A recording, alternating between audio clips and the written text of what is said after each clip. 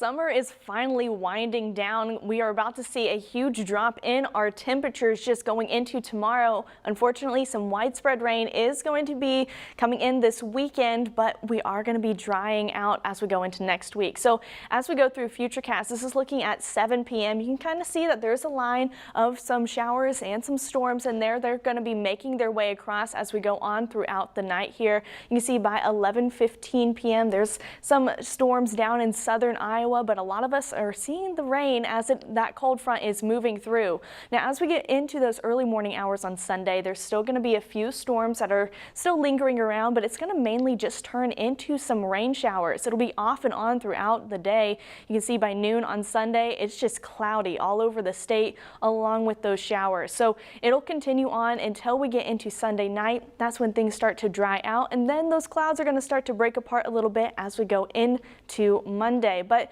for tonight, there is a slight chance that we could see some severe weather again. You can see that level 1 risk covers majority of the state, but for any severe storms that do pop up, the threats we're looking at is maybe some hail and damaging wind. Right now, both threats are pretty low at this point, which is pretty good because we don't want anything too wild to be happening as we go into the overnight hours with these storms. Now, as far as temperatures go, we have been on a very warm streak. Today is also going to be above average, but things are about to drop a little bit below average before we finally get to that average point while we round out this month. So that means we're at that number 2 spot, 135 consecutive days of 70 degrees or higher.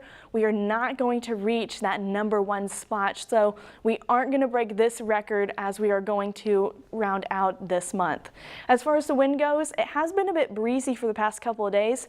We're going to keep the breeze on Sunday, but then things start to calm down along with those temperatures and along with the rain, so it's going to be pretty nice as we're going into a new week. But tonight, bit of a stormy night, isolated severe storms when they do pop up, 58 degrees for the low, so you can already see it's starting to get a little bit cooler.